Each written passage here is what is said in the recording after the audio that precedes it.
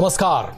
आजादी के 66 साल पूरे हो चुके हैं और आज हम सब गर्व से कहते हैं कि हम हिंदुस्तानी हैं, हम भारतीय हैं।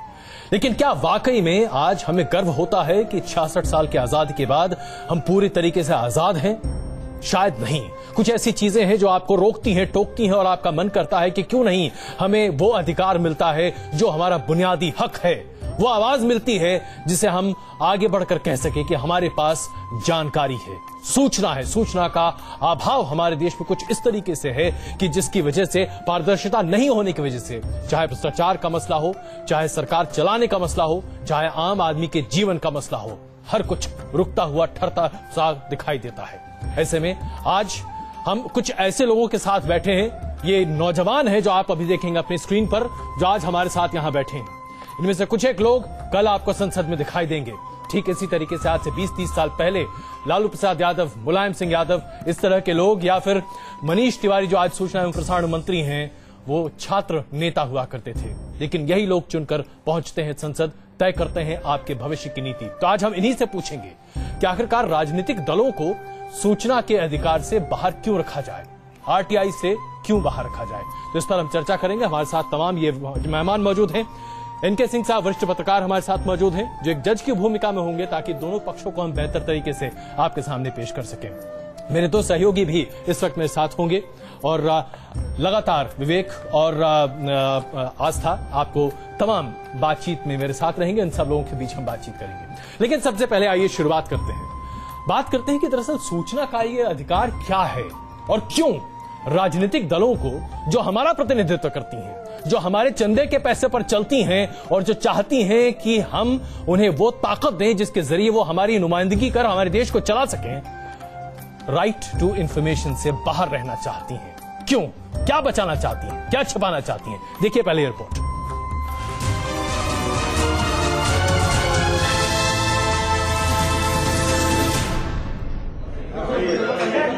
पार्टियों को मिलने वाले चंदे का ब्यौरा हासिल करने के लिए लोगों को चुनाव आयोग में पेश की गई आमदनी और आयकर विभाग में भरे गए इनके इनकम टैक्स रिटर्न का सहारा लेना पड़ता। लेकिन 3 जून 2013 को केंद्रीय सूचना आयोग ने एक अहम फैसला सुनाते हुए राजनीतिक पार्टियों को जनता के प्रति जवाबदेह करार दिया और उन्हें अपने खर्च और आमदनी की जानकारी सार्वजनिक करने का आदेश दिया। इस फैसले का जबरदस्त स्वागत हुआ, लेकिन राजनीतिक दलों को ये गवारा न हुआ। इस फैसले के खिलाफ अदालत का दरवाजा खटखटाने की बजाय सरकार खुद ही जज की भूमिका में आ गई। सारे राजनीतिक दलों ने सरकार की हाँ में हाँ मिलाई और अब तैयारी आरटीआई कानून के पर कतरने की है। सरकार ने आरटीआई संशोधन विधेयक संसद में पेश कर दिया है। ये पार्लियामेंट में पेश किया गया है। इसके बारे में तो सरकार की प्रेस रिलीज से ही पता लग गया था और ये दुर्भाग्यपूर्ण है कि सरकार ने और पॉलिटिकल पार्टीज ने कोर्ट्स में सीआईसी वर्डिक्ट को चैलेंज करने की जगह एक ये शॉर्टकट रूट अपनी सहूलियत का चुना है। और ये भी सिद्ध करता है कि सीआईसी वर्डिक्ट अपने आप में इतना स्ट्रांग था कि किसी का साहस नहीं हुआ कि उसे कोर्ट में चैलेंज किया जा सके। लेकिन क्या ये संविधान की मूल भावना और अभिव्यक्ति के अधिकार पर कैंची चलाने जैसा नहीं है? आपको बता दें कि 1996 में जस्टिस सावंत ने जब आरटीआई का पहला ड्राफ्ट बनाया था, तब उन्होंने पब्लिक का पैसा और संपत्ति इस्तेमाल करने वाली तमाम संस्थाओं को इसमें शामिल किया था। जाहिर है कि ऐसे में सरकार से फंड प्राप्त करने वाली तमाम संस्थाओं को आरटीआई के तहत होना चाहिए। राजनीतिक दलों को भी सरकारी फंड मिलते हैं, रियायत पर जमीनें मिलती हैं।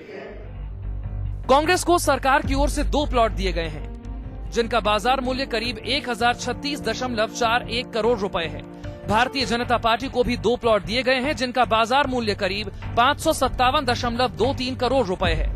सीपीएम को दिए गए प्लॉट का बाजार मूल्य करीब 240.94 करोड़ रुपए है, जबकि सीपीआई को 78.41 करोड़, राष्ट्रीय जनता दल को 122.92 करोड़, समाजवादी पार्टी को 261.36 करोड़, जेडीयू को 129.12 करोड़, एआईएडीएमके को 65.08 करोड़ और एआईटीसी को 64.56 करोड़ रुपए बाजार मूल्य के प्लॉट दिए गए हैं।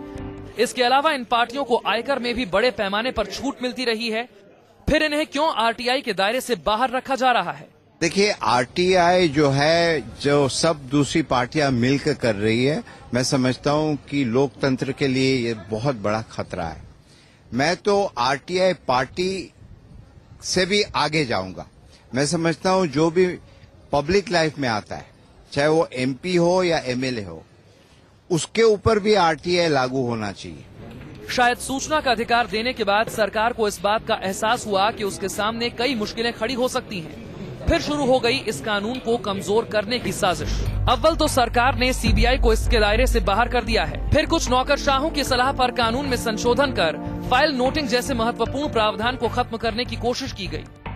हालांकि सिविल सोसाइटी, वामपंथी पार्टियों और कुछ संगठनों के भारी विरोध के बाद सरकार ने ये फैसला वापस ले लिया था। अभी ज्यादा दिन नहीं गुजरे जब केंद्र सरकार के कार्मिक विभाग ने आरटीआई नियमों में संशोधन की तैयारी की थी ताकि इस देश के गरीब, अनपढ़ और कम पढ़े लिखे लोगों के लिए ये कानून बेमानी हो जाए।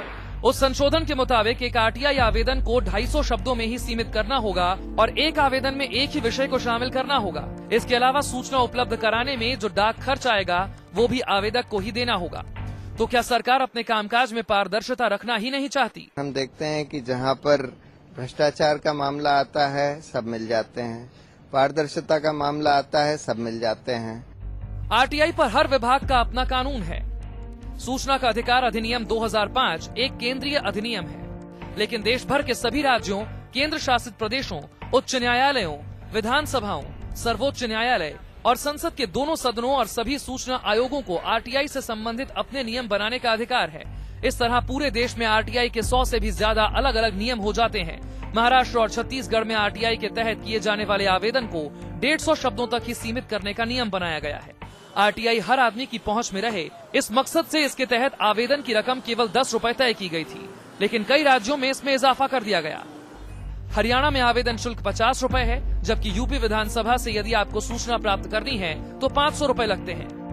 जाहिर है ऐसी ही ताकतों के जरिए धीरे धीरे इस अधिकार को आम आदमी की पहुंच से बाहर करने का रास्ता ढूंढ निकाला गया है। Team news nation. तो देखा आपने किस तरीके से 150 शब्द या 250 शब्द यही हैं आपके पास, जिसके जरिए आप जानकारी हासिल करने की कोशिश कर सकते हैं। पर कतरने की पूरी कोशिश है। क्या छिपाना चाहते हैं ये लोग, क्यों नहीं जानकारी देना चाहते? तो आइए इसी पर चर्चा करते हैं, सीधे चलते हैं मंच पर। तो आस्था, शुरू किया जाए। जरा आपसे पूछा जाए, हुड्डा साहब बताइए, आप एक तरह से देखा जाए तो हो सकता है कल मनीष तिवारी की जगह आप भी सूचना और एवं प्रसारण मंत्री बन सकते हैं। वो भी एक आप ही की तरह छात्र नेता थे। जी धन्यवाद। आपको क्या लगता है, क्या यही वजह है? क्या इस तरीके से राजनीतिक दलों को अपनी आपको बचाने का यही एक तरीका मिला है? क्योंकि कांग्रेस पार्टी तो यही सोच रही है। देखिए, सबसे पहले अगर आप आज से 8-9 साल पीछे जाएंगे जी, तो ऐसा कोई कानून ही नहीं था और कितना भ्रष्टाचार होता था, करप्शन होता था। एक आम आदमी के लिए कोई हथियार नहीं था। तो पारदर्शिता की बात जब 2005 में आई तो कांग्रेस सरकार लेके आई, सबसे पहले उनका धन्यवाद।